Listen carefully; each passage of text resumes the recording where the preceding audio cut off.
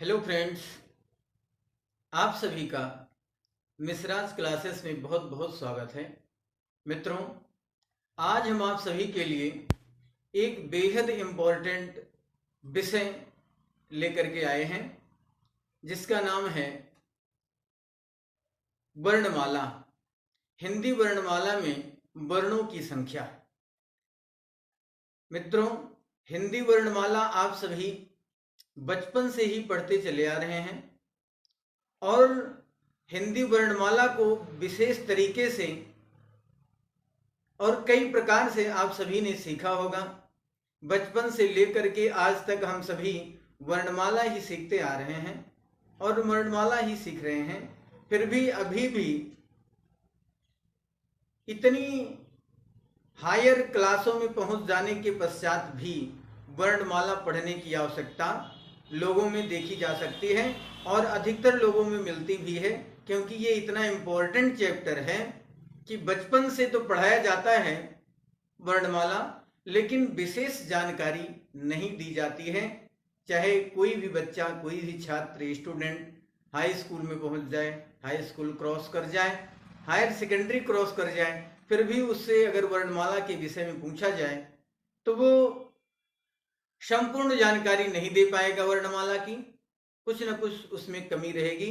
तो आइए हम शुरू करते हैं वर्णमाला। आज का वीडियो बहुत रोचक होने वाला है।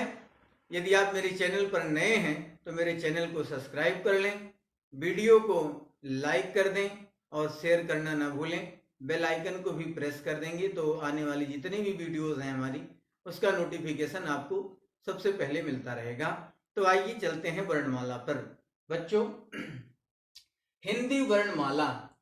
हिंदी वर्णमाला जैसे क्या है, जैसे एक सामान्य माला में कई मनकों को गूंथ करके एक सामान्य माला तैयार की जाती है, बनाई जाती है, उसी प्रकार हिंदी वर्णमाला में वर्णों को एक सूत्र में, एक माला में गूंथ करके या पिरो करके जो माला बनाई गई है वो हिंदी वर्णमाला कहलाती है। इसमें वर्णों के ही खेल हैं और वर्णों के ही आधार पर ये माला पिरोई गई है। ये जो वर्णमाला है ये भगवान शंकर की डमरू से निकले हैं। संस्कृत भाषा में इसको माहेश्वर सूत्र कहते हैं। माहेश्वर सूत्र के आधार पर ही हिंदी वर्णमाला का उद्भव हुआ। तो हिंदी वर्णमाला में जैसे कि लिखा गया है, हिंदी वर्णमाला जो है वो बहुत ध्यान देने वाली बात है। हिंदी वर्णमाला में दो मुख्य बिंदुओं पर चर्चा की गई। हिंदी वर्णमाला को दो मुख्य भागों में विभाजित किया गया है। जैसा कि आप देख पा रहे होंगे कि हिंदी वर्णमाला को दो मुख्य भागों में विभाजित किया गया है। ये कौन कौन से भाग हैं? जिनके भाग हैं, एक है स्वर और दूसरा है व्यंजन। आप देख पा रहे होंगे, ध्यान से आप सुनेंगे। एक है स्वर और दूसरा है व्यंजन। बीच में एक कड़ी और आ जाती है जिसको हम अयोगवाह कहते हैं। क्या कहते हैं? जिसे हम अयोगवाह कहते हैं। इस अयोगवाह में जो अंग है ये और ये आह, ये दो आते हैं। अंग को हम अनुस्वार कहते हैं और आह को हम विसर्ग कहते हैं। तो इतना आपके समझ में आ गया कि हिंदी वर्णमाला को दो भागों में विभाजित किया गया है, स्वर और व्यंजन। बीच में एक कड़ी मैंने आपको बताया कि एक और चीज आ जाती है जिसका नाम है अयोगवाह।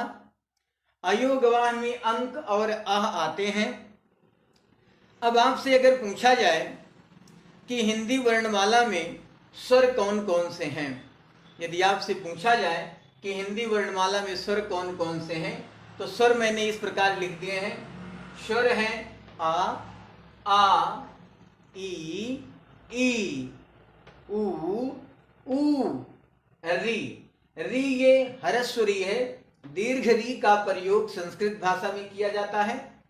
ए, ऐ, ओ, औ, ये कुल मिलाकर के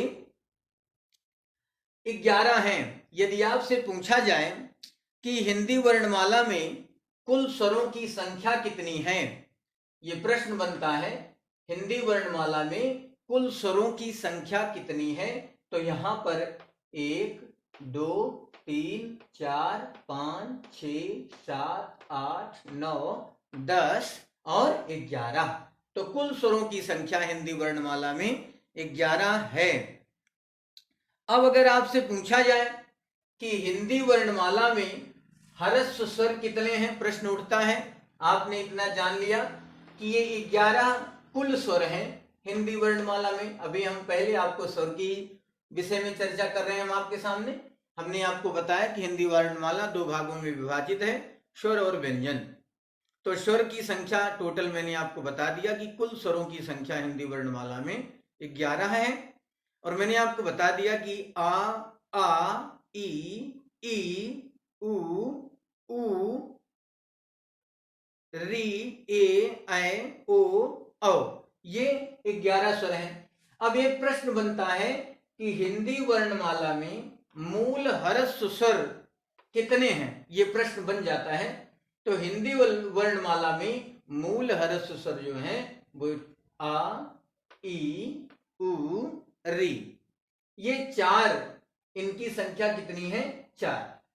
प्रश्न बनता है कि हिंदी वर्णमाला में मूल ह्रस्व स्वर कितने हैं? तो आप बताएंगे 4। और अगर ये कौन कौन से हैं, इस तरीके से प्रश्न पूछा जाए तो आप देख पा रहे होंगे आ ई उ री, ये मूल ह्रस्व स्वर हैं।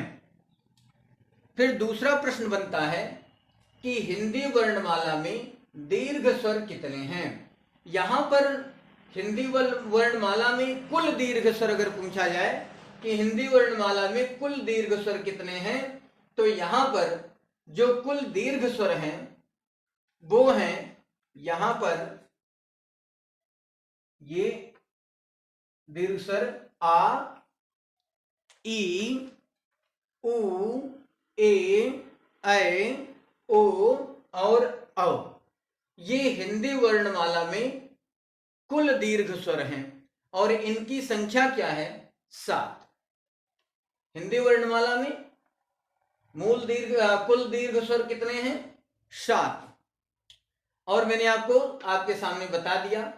इसमें एक प्रश्न और उठता है, एक प्रश्न और बनता है कि हिंदी वर्णमाला में मूल दीर्घ स्वर कितने हैं।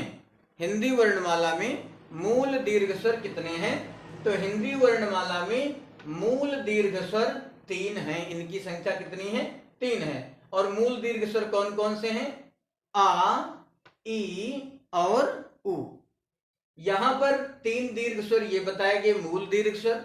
अगर इस तरीके से प्रश्न आ जाता है कि हिंदी वर्णमाला में मूल दीर्घ स्वर कितने हैं, तो आपको 3 लिखना है। और तीनों में वो कौन कौन से हैं? आ ई और उ। ये तीनों जो है वो दीर्घ स्वर है, ह्रस्व नहीं है।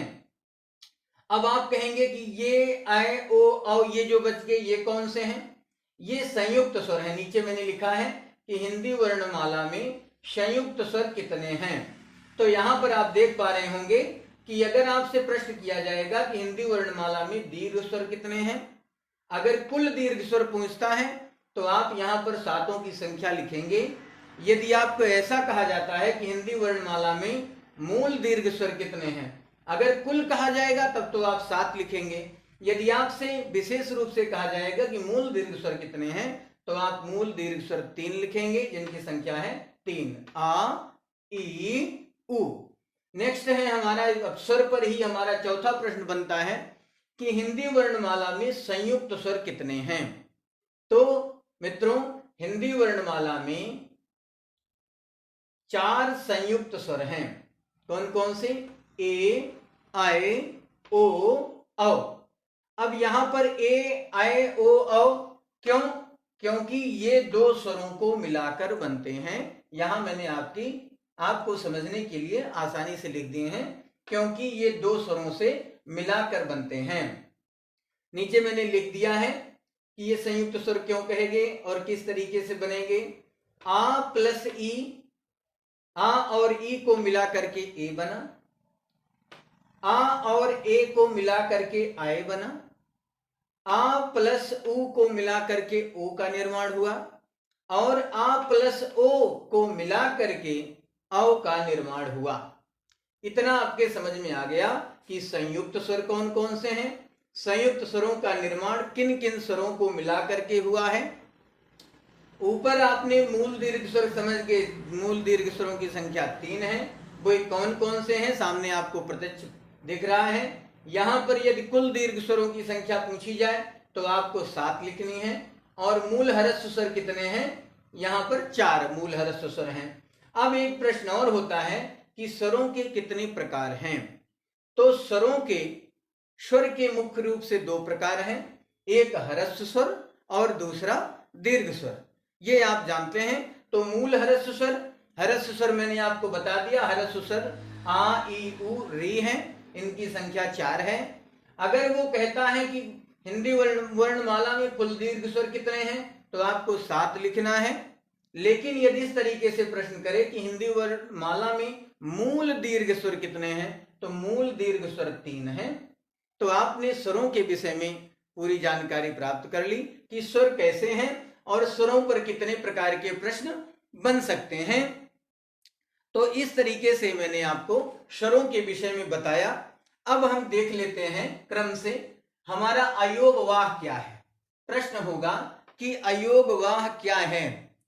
तो यहां पर मैंने अयोगवाह क्या होते हैं प्रश्न लिख दिया है कि अयोगवाह क्या होते हैं, आप देख पा रहे होंगे। क्रम से हम चलते हैं, आपने स्वर के विषय में जानकारी प्राप्त कर ली। तो अयोगवाह क्या होते हैं, तो यहां पर मैंने आपको बताया कि अयोगवाह वे वर्ण होते हैं जो ना स्वर में होते हैं और ना व्यंजन। अंक को अनुस्वार कहते हैं और अह को विसर्ग कहते हैं। यहां आप देख लें, अंग जो लिखा है ये अनुस्वार है और अह जो लिखा है ये विसर्ग होता है। तो अयोगवाह वे वर्ण होते हैं जो ना स्वर में होते हैं और ना व्यंजन में होते हैं। तो और अंक को अनुस्वार कहते हैं और अह को विसर्ग कहते हैं। अब मेरा विचार है, मुझे आशा है कि ये स्वर आपने समझ लिया और अयोगवाह आपके समझ में आ गया। अब हम चलते हैं व्यंजन पर। तो प्रश्न उठता है कि व्यंजन क्या है और व्यंजन की संख्या कितनी है। तो यहां पर व्यंजन जो है का से मा पर्यंत, यहां से मैंने लिख दिया है, सॉरी, का से हा तक, का से हा तक 33 अक्षर होते हैं। का से हा तक ये पूरे व्यंजन कहलाएंगे और इन व्यंजनों में कुल 33 अक्षर होंगे। तो इस तरीके से आपने समझा कि का से हा तक, का से हा तक ये व्यंजन है और का से लेकर के हा तक ये 33 अक्षर हैं। प्रश्न उठेगा कि व्यंजन में कुल कितने अक्षर हैं, तो आपको कहना है कि व्यंजन में कुल 33 वर्ण हैं या 33 अक्षर हैं। अब अगर ये पूछता है कि व्यंजन में किस वर्ण से लेकर के किस वर्ण तक के वर्णों को व्यंजन कहा जाता है, तो आपको बताना होगा कि का से लेकर के हा पर्यंत ये व्यंजन कहलाते हैं और इनकी संख्या 33 है।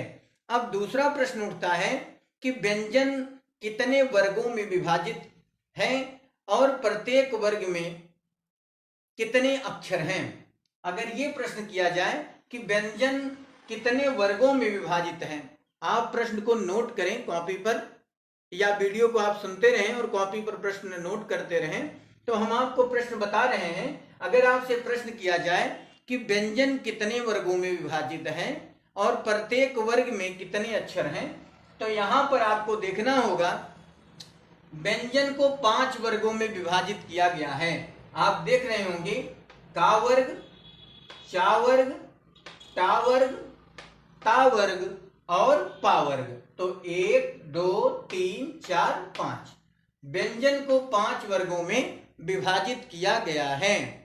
अब फिर दूसरा प्रश्न मैंने क्या कहा, प्रत्येक वर्ग में कितने कितने अक्षर हैं, तो का वर्ग में देख लेते हैं। का वर्ग में क ख ग घ अंगा 1 2 3 4 5। तो जो है व्यंजन 5 वर्गों में विभाजित हैं और प्रत्येक वर्ग में 5 वर्ण हैं, 5 लेटर्स हैं, 5 लेटर्स हैं, 5 अक्षर हैं प्रत्येक वर्ग में। चा वर्ग में भी 5, चा छा जा झा इया। टा वर्ग में भी टा ठ डा ढ अणा। फिर ता वर्ग आता है तो ता था दा धा ना। और पा वर्ग में पा फा बा भा मा। ये 5 वर्गों में विभाजित है और प्रत्येक वर्ग में 5-5 अक्षर हैं। अब प्रश्न बनता है कि हिंदी वर्णमाला में कितने स्पर्श व्यंजन हैं। तो हिंदी वर्णमाला में कितने स्पर्श व्यंजन हैं, अगर ऐसा प्रश्न उठता है तो का वर्ग से लेकर के पा वर्ग तक, का वर्ग से लेकर के पा वर्ग तक, ये जितने भी का से मा पर्यंत, यहां पर मैंने एरो लगा दिया है रेड कलर से, आप देख पा रहे होंगे। तो का से मा पर्यंत ये स्पर्श व्यंजन कहलाते हैं और इनकी संख्या 25 है। अब हम आपसे कहें कि हिंदी वर्णमाला में स्पर्श व्यंजन कितने हैं, तो आपको बताना होगा कि हिंदी वर्णमाला में स्पर्श व्यंजन 25 हैं, इनकी संख्या 25 है। और हम कहें कि किस वर्ण से किस वर्ण तक के शब्द को, किस वर्ण से किस वर्ण तक के अक्षर को हम स्पर्श व्यंजन कहेंगे, तो का वर्ण से लेकर के मा वर्ण तक ये स्पर्श व्यंजन कहलाएंगे और इनकी संख्या 25 है। तो अगर ऐसा भी कह सकते हैं कि का वर्ग से लेकर के पा वर्ग के संपूर्ण वर्णों को हम स्पर्श व्यंजन कहते हैं। अब हमारा नेक्स्ट सवाल है, हम आते हैं, अगर आपसे पूछा जाए कि कठोर व्यंजन किसे कहते हैं या कठोर व्यंजन कौन कौन से हैं, और अगर आपसे मान लो ऑप्शन के रूप में पूछा जाए, विकल्प के रूप में आपसे पूछा जाए कि कठोर व्यंजन कौन है, तो टाठा डाठा अणा ता था दा धा ना पा फा बा भा मा, इस तरीके से आपको विकल्प दे दिया जाए, तो आप जब उस विकल्पों को चूज करेंगे, सिलेक्ट करेंगे, तो जहां पर ये आपको टा ठा डा ढा अणा ये आपको दिखाई पड़े वो कठोर व्यंजन कहलाते हैं। आप टाठा डा ढा देख लेना और आपके समझ में आ जाएगा कि ये कठोर व्यंजन हैं। अब एक बात मैं आपसे और कहूंगा, इस टा वर्ग के जो वर्ण हैं पांचों, इन वर्णों में 2 वर्ण ऐसे हैं, 2 अक्षर ऐसे हैं इनकी इनसे इनके अतिरिक्त 2 अक्षर बनते हैं जो टा से डा बनता है, जैसे पड़ा, और ढा से ढा अढ़ा बनता है, जिसको अढ़ा कहते हैं, जैसे पढ़ा और पढ़ा। तो ये डा और ढा अर्थात अड़ा और ढा ये उच्छिप्त व्यंजन कहलाते हैं और उच्छिप्त व्यंजनों की संख्या जो है वो 2 है।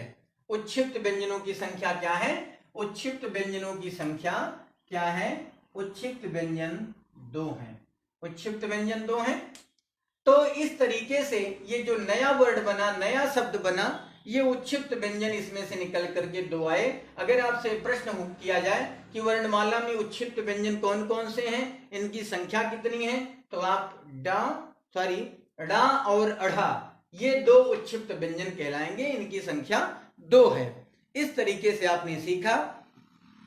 अब आपसे प्रश्न होता है कि या रा, अब आपने यहां से यहां तक समझ लिया, का से लेकर के मा पर्यंत, का से लेकर के मा पर्यंत, तो आपने व्यंजन में 5 वर्ग शुद्ध देख लिया, का वर्ग, चा वर्ग, टा वर्ग, ता वर्ग और पा वर्ग, और प्रत्येक वर्ग में 5-5 वर्ण होते हैं, 5-5 अक्षर होते हैं।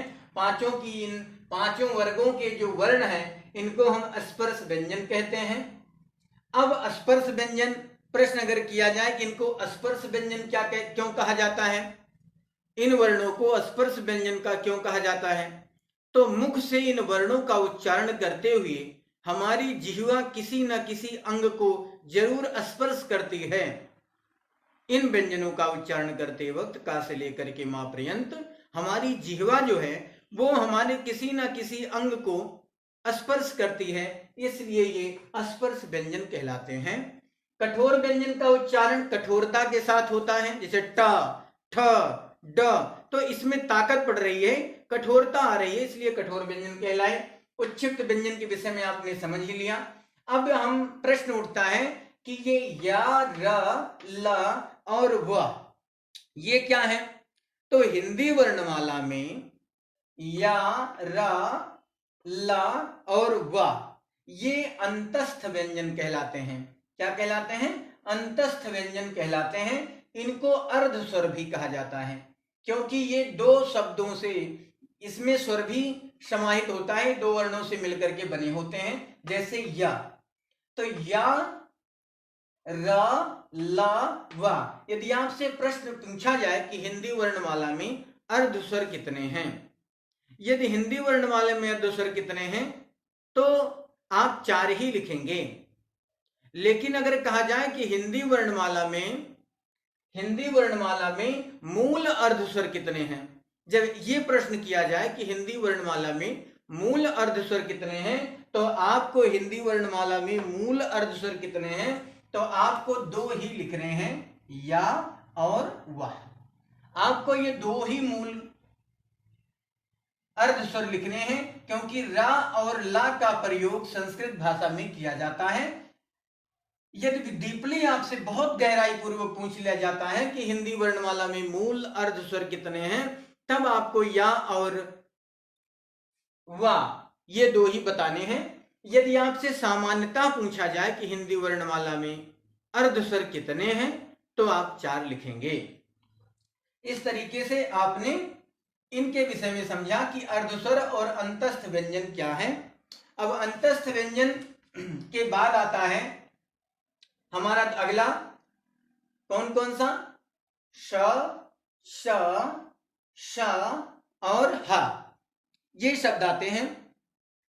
तो और इन शब्दों को क्या कहते हैं? इन शब्दों को ऊष्म व्यंजन कहा जाता है। क्या कहा जाता है? ऊष्म व्यंजन क्या कहा जाता है। अब अगर प्रश्न कर लिया जाए कि ये ऊष्म व्यंजन क्यों कहलाते हैं, तो हमने ऊष्म व्यंजन के विषय में यहां पर आपकी जानकारी के लिए आसानी से लिख दिया है कि ऊष्म व्यंजन इन्हें इसलिए कहते हैं।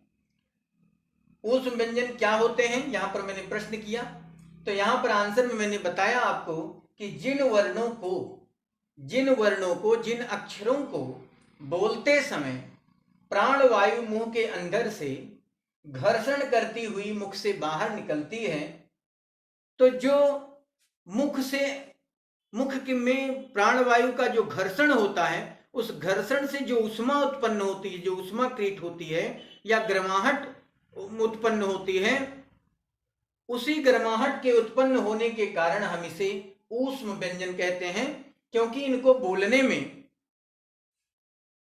ताकत लगती है और कई मात्राओं का समय लगता है, इसलिए ये ऊष्म व्यंजन कहलाते हैं। जब हम बोलते हैं स, श, तो पूरा घर्षण बनता है जिह्वा का, और जो प्राणवायु है उसका घर्षण बन जाता है, तो उससे जो उत्पन्न होने वाली ऊष्मा है या गर्मी है, तो जो गर्माहट उत्पन्न होती है, उसी के कारण ये ऊष्म व्यंजन कहलाते हैं। ऊष्म व्यंजन कितने हैं? 4। और यहां पर अंतस्थ व्यंजन या अर्ध स्वरों की संख्या आपने जान ली कि 4। अंतस्थ स्वर आपके 4 हैं और ऊष्म व्यंजन आपके 4 हैं। अब प्रश्न उठता है कि ये 6, अब ये सा, तो जिनकी संख्या मैंने बताया कि ऊष्म व्यंजनों की संख्या 4 है। अब ये कौन कौन से शब्द हैं? ये 3 प्रकार के सा लिखे गए हैं, तो इनको कहते हैं, इस वाले सा को कहते हैं जो सीटी वाला कहलाता है, लोग कहते हैं, तो ये इसको कहीं बड़ा सा भी कहते हैं। इसी सा का प्रयोग रामचरितमानस में नहीं किया गया है, जो तालव्य सा है।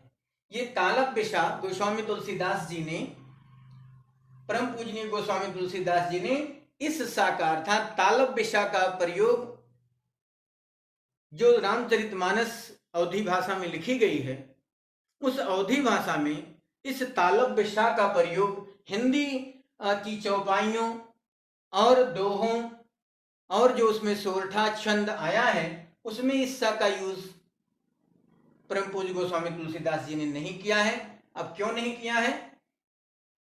तो ये तालव्य सा कहलाता है, ये मूर्धन्य सा कहलाता है, और ये दंत सा कहलाता है, और हा ये ऊष्म व्यंजन कहलाते हैं। कौन कौन से? तालव्य सा, मूर्धन्य सा और दंत सा, और हा ये ऊष्म व्यंजन कहलाते हैं। अब प्रश्न पूछ लिया जाए कि हिंदी वर्णमाला में ऊष्म व्यंजनों की संख्या कितनी है, तो आपको 4 लिखना है। हिंदी वर्णमाला में ऊष्म व्यंजन कौन कौन से हैं, तो तालव्य सा, मूर्धन्य सा, दंत सा और हा, ये ऊष्म व्यंजन हैं और इनकी संख्या 4 है। अब ये छ, त्र, ज्ञ और श्रा, ये क्या है, तो ये संयुक्त व्यंजन में आते हैं, छ, त्र, ज्ञ और श्रा, क्योंकि इनका भी ये जो बने हैं ये 2 वर्णों के मेल से बने हैं और 2 वर्णों के मेल से बनने के कारण ये संयुक्त व्यंजन कहलाते हैं। संयुक्त व्यंजन कहलाते हैं क्योंकि ये 2 वर्णों से मिलकर के बने हैं। तो आप इसको आराम से समझ सकते हैं। अब अगर पूछा जाए ये संयुक्त व्यंजन जो है ये छ, त्र और ज्ञ और श्रा, अगर इनको आपसे पूछा जाए कि इनका क्या ये व्यंजनों में गिने जाते हैं, तो नहीं, ये व्यंजनों में नहीं गिने जाते हैं।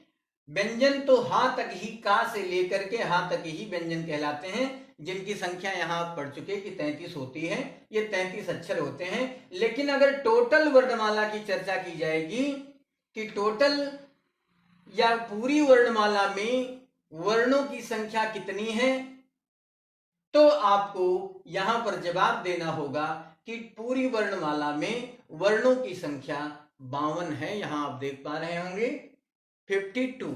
कैसे, अब यहां पर 11 है जो स्वर हैं आपके, पूरे कुल स्वर कितने हैं, कुल स्वरों की संख्या 11 है। प्रश्न आ सकता है कि हिंदी वर्णमाला में कुल स्वरों की संख्या कितनी है, तो आपको 11 बतानी है। अब यहां पर 11 ये अयोगवाह 2 कितने हो गए, 13, 25 ये, तो 13 और 25, 5 3 8 और 3 1 4, तो 5 3 8 13 और 2 1 3, 38 हो गए। 38 में ये 4 जोड़ेंगे तो 38 और 4, 38 4 42, 42 4 46 और 46 4 50, 50 हो गए। और ये 2 उच्छिप्त व्यंजन, तो कितने हो गए, 2 52। तो टोटल वर्णमाला में वर्णों की संख्या कितनी है, 52 है। यहां अब आपको अगर कहा जाए तो स्वरों की संख्या के विषय में, मैंने स्वरों की विषय में आपको मूल स्वर ह्रस्व स्वर की जानकारी इधर दे दी कि मूल स्वर और ह्रस्व स्वर की संख्या 4 है। मूल ह्रस्व स्वर की संख्या 4 है और ये कौन कौन से हैं, तो आ ई उ री, ये हो गए। अब प्रश्न दूसरा, हिंदी वर्णमाला में कुल दीर्घ स्वर कितने हैं, तो मैंने आपको बताया कुल दीर्घ स्वर 7 हैं और ये कौन कौन से हैं, यहाँ आप देख पा रहे होंगे। अब यदि कहा जाए कि हिंदी वर्णमाला में मूल दीर्घ स्वर कितने हैं, तो यहाँ पर दीर्घ स्वरों की संख्या आपको 3 बताई गई। संयुक्त स्वर कितने हैं, तो आपको संयुक्त स्वरों के विषय में जानकारी दे दी गई। ये संयुक्त स्वर किस तरीके से मिला करके बने हैं, किन किन वर्णों को मिला करके बने हैं, स्वरों के कितने प्रकार हैं, और ऊष्म व्यंजन की बात या अयोगवाह आपको बता दिए गए। यहाँ पर लिख दिया गया है कि ये तो ना व्यंजन में आते हैं ना स्वर में आते हैं। आंक को अनुस्वार कहते हैं, आह को विसर्ग कहते हैं। इनकी संख्या 2 है। का से हा तक 33 अक्षर हैं। का से हा तक ये व्यंजन कहलाते हैं। व्यंजन में कितने वर्ग हैं, तो 5 वर्ग हैं। प्रत्येक वर्ग में कितने कितने अक्षर आते हैं, तो प्रत्येक वर्ग में 5-5 अक्षर आते हैं। का से लेकर के मां पर्यंत या जितने 5 वर्ग हैं, 5 वर्ग को स्पर्श व्यंजन कहते हैं। कठोर व्यंजन टाठा डाढ़ा अणा, ये कठोर व्यंजन कहलाते हैं। कठोर व्यंजन के विषय में आपका कॉन्सेप्ट क्लियर हो गया होगा, अब कंफ्यूजन नहीं होगी। कहीं भी आप इनको देखेंगे तो आप समझ जाएंगे ये कठोर व्यंजन है। इनसे जो अतिरिक्त शब्द बने हैं डा और अढ़ा, ये उच्छिप्त व्यंजन कहलाते हैं। अंतस्थ व्यंजन के विषय में हमने आपसे बता ही दिया कि या रा ला व ये अंतस्थ व्यंजन है। हिंदी वर्णमाला में यदि डीपली आपसे प्रश्न किया जाएगा कि हिंदी वर्णमाला में अंतस्थ व्यंजन क्या है, कितने हैं या अर्ध स्वर कितने हैं, तो अंतस्थ व्यंजन आप 4 बताएंगे। और अगर अर्ध स्वर पूछा जाए तो अर्ध स्वर आप 2 बताएंगे। डीपली पूछा जाता है तो कि ऐसा हिंदी स्पेसिक रूप से कहा जाए, स्पेशली कहा जाए कि हिंदी वर्णमाला में कुल कितने अर्ध स्वर हैं, तो आप 2 बताएंगे, य और व। यदि ऐसा कहा जाता है कि हिंदी वर्णमाला में स्वर कितने हैं, तो आप चारों को बताएंगे। आपको उस व्यंजन के विषय में बताया गया कि तालव्य सा, मूर्धन्य सा और दंत सा और हा, ये जो है उस व्यंजन कहलाते हैं। इनको उस व्यंजन क्यों कहते हैं, यहाँ पर मैंने आपको लिख दिया है। और श, त्र, ज्ञ और स्रा ये संयुक्त व्यंजन कहलाते हैं, क्योंकि ये 2 वर्णों के मेल से बनते हैं, इसलिए एक संयुक्त व्यंजन कहलाते हैं। तो मित्रों, इस वर्णमाला से आपका आज डाउट और कंफ्यूजन क्लियर हो गया होगा कि वर्णमाला में स्पर्श व्यंजन क्या है, कुल स्वर कितने हैं, मूल ह्रस्व स्वर कितने हैं, मूल दीर्घ स्वर कितने हैं और कुल दीर्घ स्वर कितने हैं, उस व्यंजन क्या है, अयोगवाह क्या है, अनुस्वार और विसर्ग कौन कौन से हैं। तो इस तरीके से आपके समझ में आ गया होगा। आज की वीडियो में इतना ही। नेक्स्ट वीडियो में हम आपसे पुनः मिलेंगे और इसी वर्णमाला के नेक्स्ट, ये फर्स्ट पार्ट है, इसका सेकंड पार्ट में आपसे लेकर के मिलूंगा। आशा करता हूं कि ये वर्णमाला पर जो मैंने आपको जानकारी दी आपको वास्तव में पसंद आई होगी। आज की वीडियो में इतना ही। तब तक के लिए thank you, thanks for watching.